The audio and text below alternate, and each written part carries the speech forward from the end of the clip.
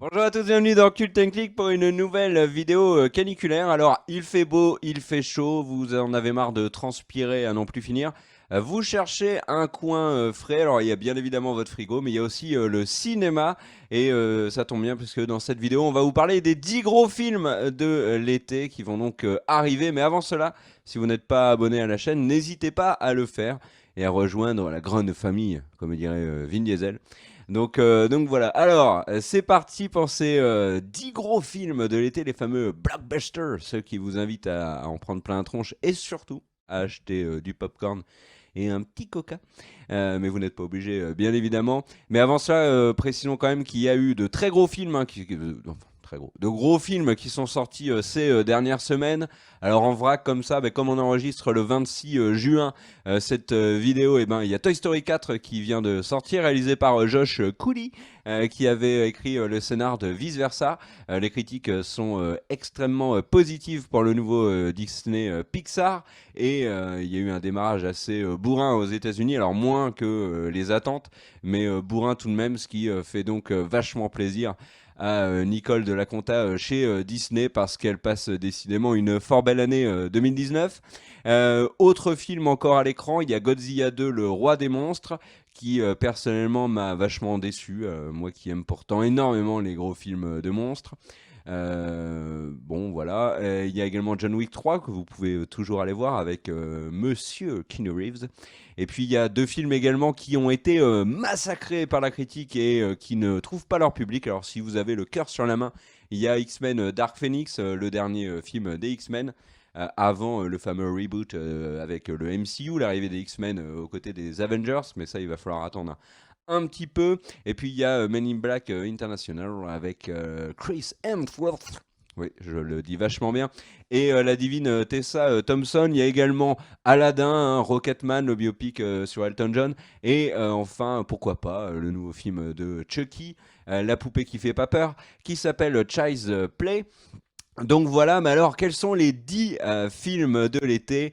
Jingle top 10. Non, je rigole, il n'y a pas de jingle, on n'a pas, on n'a pas les moyens. Le premier film sort le 3 juillet. Alors je les ai fait par ordre de sortie, hein, tout simplement, ça vous permet de prendre votre petit agenda. Agenda sortie, ok, c'est parti. Premier film le 3 juillet, ça s'appelle Yesterday, c'est un film de Danny Boyle qu'on ne présente plus, réalisateur de Trainspotting notamment. Alors il devait faire réaliser le nouveau James Bond, mais il a préféré prendre ses clics et ses claques et ne pas le faire. Alors Yesterday, c'est un petit film avec Himesh Patel, Lily James, actrice révélée par Downton Abbey. Elle sera d'ailleurs dans le film Downton Abbey qu'on a vu également dans Baby Driver. Super actrice. Un petit chanteur issu de la Star Academy pop star Ed Sheeran, mais aussi la comique américaine Kate McKinnon. Alors Yesterday, c'est quoi? Eh ben, c'est tout simplement un musicien qui essaye de percer, qui n'y arrive pas et qui se réveille un matin dans un monde où les Beatles n'ont jamais existé. Alors, comme le notait si bien notre réalisatrice Danielle, ça fait quand même penser énormément au film Jean-Philippe, qui était un peu la même histoire, mais avec Johnny Hallyday. Si Johnny Hallyday n'avait jamais existé, par exemple, eh ben, tout le monde ne se serait pas entretué pour l'héritage, par exemple. Voilà. Yesterday, ça a l'air prometteur et ça sort donc le 3 juillet. Le même jour sort Spider-Man Far From Home. Lui aussi, j'ai beaucoup de mal à le dire. Film réalisé par John Watts, un mec particulièrement branché. Excellent. Qui est la suite de Spider-Man Homecoming. Et c'est le moment promo, jingle promo. Non plus, on n'en a pas, toujours pas de pognon pour ça. Puisqu'il y a une séance geek avec Gaumont Pâté à la Villette le 3 juillet à 20h30 en IMAX 3D. D'ailleurs, j'espère que c'est en IMAX 3D. C'est marqué ou pas sur le visuel, Daniel? Si, c'est IMAX 3D. En tout cas, on présente cette avant-première. T'as dit quoi? C'est marqué, super. C'est en IMAX 3D, c'est le jour de la sortie. Donc si vous avez envie d'aller voir le film avec nous, on vous présentera le film d'abord, on regardera le film avec vous et on le commentera en direct. Ça sera insupportable. Non, on commentera, on se taira pendant le film. Et puis après, bien évidemment, on fera un débat enflammé sur le nouveau Spider-Man, dont les critiques sont plutôt positive. Alors il y en a qui sont allés voir les toutes premières séances et qui du coup sont sortis en disant que c'était une expérience extraordinaire, probablement le plus beau moment de leur vie, très largement devant la naissance de leurs enfants. Et puis il y a d'autres critiques qui sont arrivées un peu après et qui ont un peu calmé le jeu en disant que c'était un très bon Spider-Man, mais pas du niveau de Spider-Verse, etc. Donc on verra qui a raison. C'est toujours le problème. En tout cas, c'est le 3 juillet. On vous attend au pâté La Villette. Je ne sais pas si je vous en avais parlé, mais il y a une petite séance geek voilà, avec nous. Le 10 juillet, c'est une semaine après, il y a le nouveau film de Luc Besson. Alors, réalisateur français célèbre, hein, notamment pour la quadralogie pentalogie des Yamakasi. Luc Besson arrive avec un nouveau film qui s'appelle Anna, avec Sacha Luth, qui est une nouvelle jeune actrice, mais également Hélène Mirren, la grande Hélène Mirren, Luke Evans, qu'on a vu notamment dans Le Hobbit. Alors c'est quoi? C'est un thriller sur une agent secrète qui a plusieurs personnalités, hein. La bande-annonce s'appuie énormément sur le principe des poupées russes. C'est un film intriguant. La bande-annonce donne envie, hein, d'aller voir le nouveau film de Luc Besson qui est sorti aux États-Unis. Et visiblement, ils avaient oublié de le dire à tout le monde. Du coup, personne n'est allé le voir et le film a fait un démarrage, mais alors catastrophique. À côté, le démarrage de X-Men Dark Phoenix est un immense succès. C'est pour vous dire à quel point personne n'est allé voir le nouveau film de Luc Besson. Il sort le même jour qu'un film, ma foi, fort sympathique, film d'auteur avec un scénario vraiment léché. Et voilà, c'est Annabelle, le nouveau film Annabelle, La Maison du Mal, parce que c'est une maison où il y a beaucoup de mal. C'est la maison des Warren, qui sont bien évidemment le couple que l'on suit dans les Conjuring. Alors, le premier Annabelle était une vraie daube, le deuxième Annabelle était une vraie daube, le troisième Annabelle a l'air pas mal, mais là, bien évidemment, je me base uniquement sur la bande-annonce, puisqu'il faudrait me traîner par les pieds pour que je me déplace à une avant-première influenceur pour aller voir Annabelle. Non, merci, le film a été réalisé par Gary Doberman. Attention, un réalisateur qui a les crocs. Génial. Avec Vera Farmiga au casting, Patrick Wilson, c'est les fameux Warren, hein, ceux qui sont donc qui enquêtent dans Conjuring. Mais on a aussi Makina Grace, qui est une actrice qu'on a vue récemment dans Captain Marvel. C'est une très jeune actrice qui joue également dans Designated Survivor, qui a malheureusement pour elle joué dans Independence Day 2. Vous savez, ce douloureux film de Roland Emmerich. Et qui joue aussi dans les aventures de Sabrina et qui bientôt jouera dans SOS Fantôme 3 et le nouveau film Scooby-Doo. Bref, de magnifiques projets. Et dans ce film, les Warren sortent et leur fille, qui n'a pas le droit de rentrer dans la fameuse chambre où il y a tous les trucs démoniaques, eh ben, ils rentrent avec ses amis et ils sont bien évidemment pris au piège par la terrible Annabelle, qui est la version hardcore de la Barbie qui va à la piscine. Donc voilà, Annabelle 3 qui sort le 10 juillet. En fin de vidéo, je vous dirai quels sont les films qui me chauffent et je vous inviterai à le dire également dans les commentaires. Le 17 juillet, c'est la sortie d'un film qui raconte un petit peu l'histoire de la vie, dans un monde où il n'y a pas de soucis, philosophie, puisque c'est bien évidemment la sortie de l'adaptation live que personne n'avait demandé, mais que beaucoup de monde ira voir au cinéma, du Roi Lion, réalisé par Jon Favreau. Jon Favreau, on l'a vu en tant qu'acteur, bien évidemment, dans les Iron Man, récemment dans Avengers Endgame et dans Spider-Man Far From Home. Qu'est-ce que je le dis bien? Et c'est aussi le réalisateur récemment du Livre de la Jungle. Donc Disney va adapter de manière live absolument tout. Donc après Aladdin qui est sorti il y a peu de temps et qui finalement a relativement marché moyen, on va dire. Le Roi Lion est très attendu. Alors le casting au niveau des voix du Roi Lion, c'est très impressionnant, hein. Donald Glover, Monsieur Donald Glover, va doubler Simba. Alors tout ça, c'est la version VO, hein, parce que sinon, bien évidemment, ça sera des chroniqueurs de Touche pas à mon poste, etc. Enfin, non, je rigole. Mais en tout cas, le casting VO est extrêmement intéressant pour le Roi Lion. Donald Glover. James Earl Jones reprend le doublage de Mufasa. Il le faisait déjà dans le dessin animé en 1994. La chanteuse Beyoncé, Madame Beyoncé, doublera Naya. Chiwetel Ejiofor doublera Scar. Seth Rogen sera également de la partie. Alfred Woodward. Enfin, il y a plein de monde. Et John Oliver va doubler Zazu. En gros, de ce que toutes les bandes annonces nous ont dévoilé, c'est le dessin animé, hein, tout simplement, qui est réadapté comme un film. Pourquoi pas? Bon, l'emballement est assez mesuré.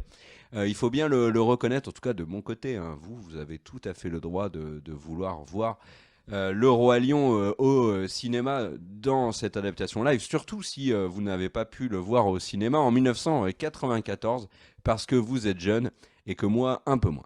Alors, le 24 juillet, c'est un des films qui m'intrigue le plus de l'été. C'est le nouveau film d'Alexandre Aja, réalisateur français de films d'horreur, qui a notamment réalisé le remake de La colline à des yeux. Donc voilà, et ce nouveau film s'appelle Crawl. Alors, Crawl n'est pas l'histoire d'un nageur qui fait du crawl dans sa piscine l'été, même si je pense, si vous regardez cette vidéo à un moment où il fait chaud, comme moi je l'enregistre à un moment où il fait 40 degrés dans le bureau, eh ben vous avez très envie d'aller dans une piscine.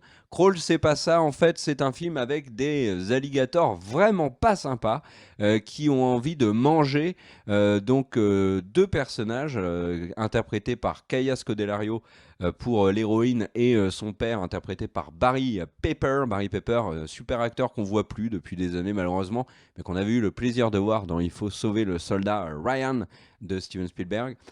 Crawl, c'est en gros, c'est voilà, c'est le père et la fille sont coincés au moment d'une tempête, d'un ouragan dans leur maison. L'eau monte et des crocodiles rentrent.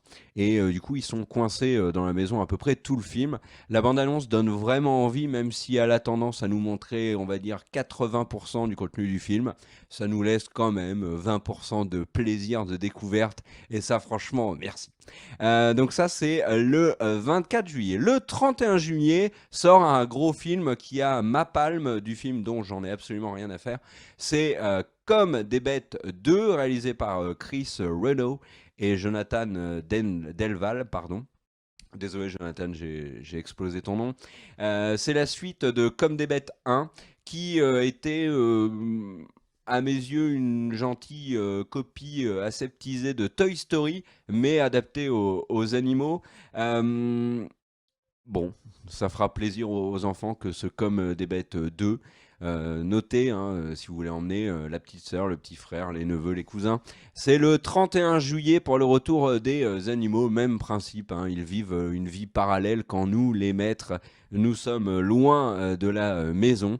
Voilà. Alors le 7 août, c'est la sortie du film poétique, du film tendresse, du film... les mots, je les perds, tellement je suis emballé par la sortie de Fast and Furious Hobbs and Shaw. Alors c'est un spin-off, c'est quoi l'histoire?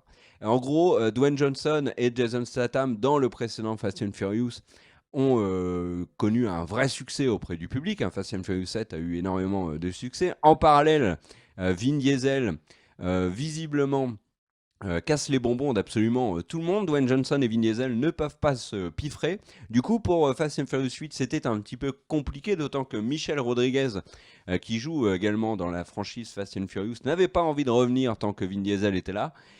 Du coup, du côté d'Universal, on s'est dit, bah, si le duo Dwayne Johnson, Jason Statham cartonne, pourquoi pas en fait faire un film à côté.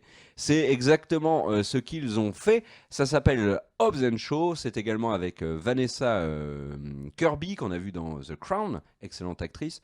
Mais alors là, elle a l'air d'avoir un rôle qui la met pas du tout en valeur. Et le monument britannique Idris Elba. Alors, globalement, Idris Elba, c'est un soldat génétiquement modifié qui met des patates capables d'arracher un tronc d'arbre. Et pour faire face à ça, il faut bien évidemment le duo Statham-The Rock. Alors moi, j'ai eu la chance de le voir avant tout le monde. Oui, comment ai-je fait? Tout simplement, j'ai regardé la bande-annonce. La dernière bande-annonce dévoile tout le film. Alors là, il y a même la scène finale. C'est génial. C'est génial. Du coup, vous pourrez vous faire votre avis avec cette bande-annonce. Est-ce que Hobbs and Shaw est un bon film? Est-ce qu'il est réussi? Est-ce que vous avez déjà envie de voir Hobbs and Shaw 2 grâce à la prochaine bande-annonce de Hobbs and Shaw 2? À vous de voir. En tout cas, bon, est-ce que c'est un film que j'ai envie de voir? Il a l'air quand même assez sympa. complètement bourrin, beaucoup de vannes. Ça joue énormément sur le duo Statham Dwayne Johnson. Et moi qui aime bien Jason Statham, j'avoue, c'est bon, voilà, j'aime bien Jason. C'est comme ça. J'avoue que je suis content qu'il ait un très très gros film après la purge qu'il nous a infligé l'été dernier avec The Meg en eau trouble. Vous savez, le film avec le gros requin. Voilà, j'ai encore le cœur qui saigne. Le 7 août, même jour que la sortie de Fast and Furious, un gros film qui ne risque pas de faire de l'ombre à Dwayne Johnson et Jason Statham, c'est l'adaptation vraiment que personne ne voulait voir au cinéma, mais ils l'ont fait quand même parce ils sont comme ça. C'est Playmobil le film d'animation sur les Playmobil réalisé par Lino Di Salvo. Alors au niveau des voix françaises, on a sorti du lourd, Dubosc, Cadmerade et Jennifer. Alors cette fois, c'est vraiment une chanteuse de la Starac. Playmobil le film, c'est tout simplement pour surfer sur la vague des adaptations plutôt réussies en termes commerciaux de Lego. Donc voilà, il y a plein d'adaptations de jouets qui vont arriver prochainement, toutes les plus invraisemblables les unes que les autres. On en fera très probablement une vidéo, on fera le top 50 des adaptations complètement what the fuck. Donc voilà, parce que là, très probablement, votre tube de mayonnaise sera probablement un jour adapté au cinéma, sachez-le. En tout cas, Playmobil le film, c'est le 7 août. Et on termine ce top 10 par le film de l'été. Oui, très clairement. Et ça, c'est pas une blague, hein, je suis très sérieux. C'est le nouveau film de Quentin Tarantino, Once Upon a Time in Hollywood, avec un casting, messieurs, dames, complètement bourrin. Leonardo DiCaprio et Brad Pitt auront les deux rôles principaux.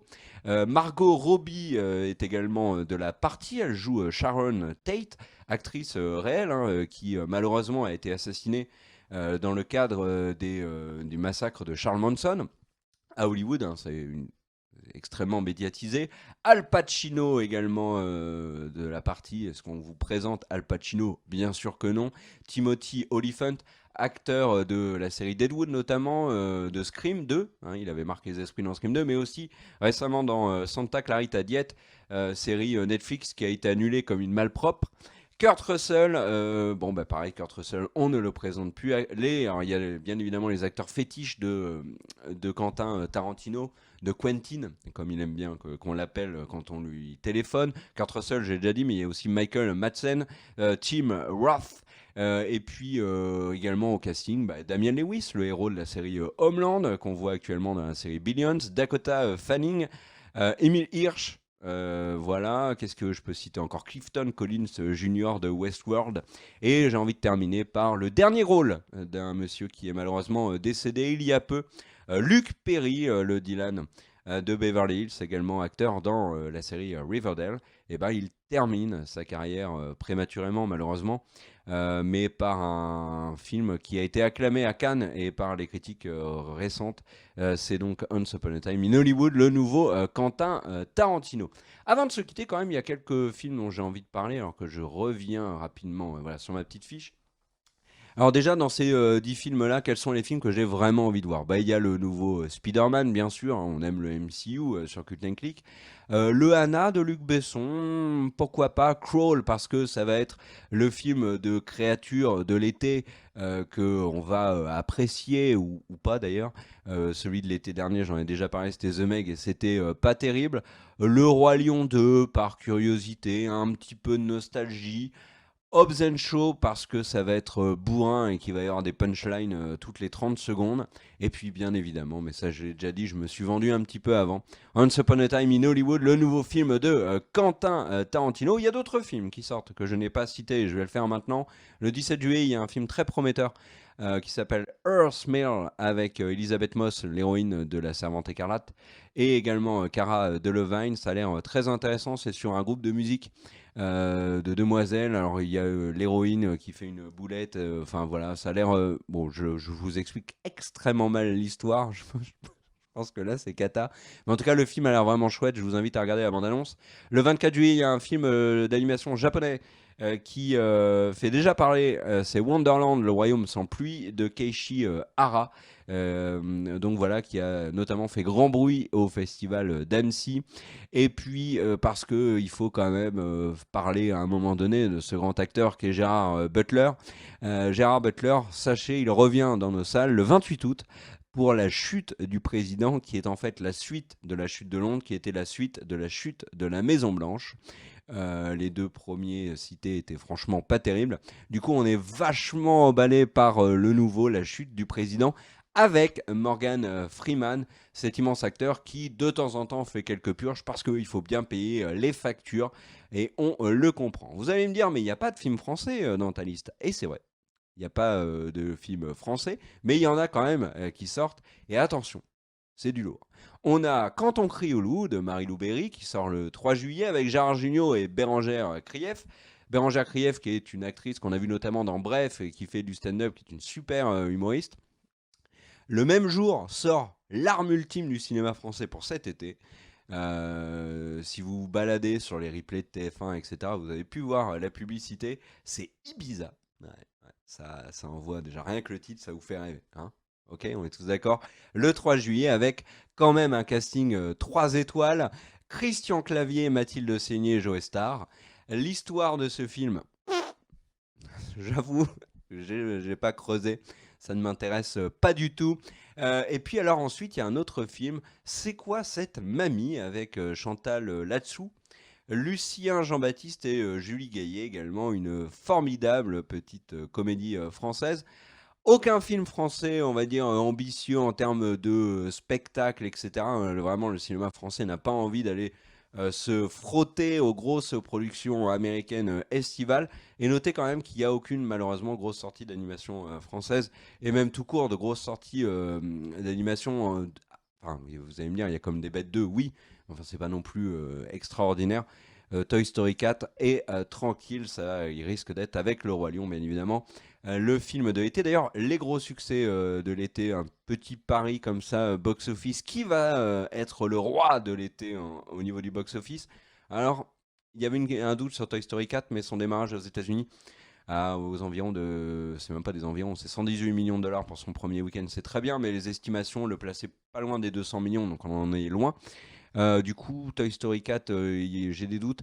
Non, pour moi, les deux films qui devraient animer le box-office cet été, c'est Hobbs and Shaw et Le Roi Lion. Je pense que les deux films vont trouver largement leur public.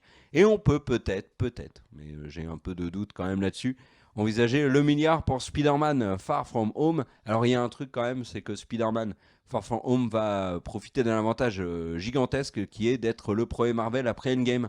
Et il y aura des conséquences, bien évidemment, dans le film. Les conséquences de Endgame seront visibles. Et en plus, bon, je ne vous en dis pas trop, mais regardez la bande-annonce de Far From Home. Ça a introduit quelque chose qui était très attendu par les fans du MCU, par les fans Marvel. Et donc je pense que quand même beaucoup de monde va se déplacer pour aller voir ce film. Voilà un petit peu les trois mastodontes de l'été. Et est-ce qu'il peut y avoir une surprise dans le lot? Non, franchement, je ne pense pas. Même le Tarantino devrait avoir son public, bien évidemment. Mais ça ne sera pas le carton de l'été. Merci à tous d'avoir regardé cette vidéo. De mon côté, je vais m'évanouir. Hein, il fait beaucoup trop chaud. Et on se retrouve très vite sur la chaîne QTechnique. Alors là, c'est l'été, alors on sort des vidéos de manière un peu plus espacée, j'ai envie de dire, mais il y en a tout de même. Et vous comprendrez bien, hein, c'est l'été, il faut aussi qu'on se repose après à l'intense période Game of Thrones. Voilà, vous avez peut-être fait un pari, va-t-il dire Game of Thrones dans cette vidéo? Eh ben, j'ai tenu jusqu'à la fin, mais là, je l'ai dit. Ouais, oui, c'est comme ça. Allez, ciao. Let's go!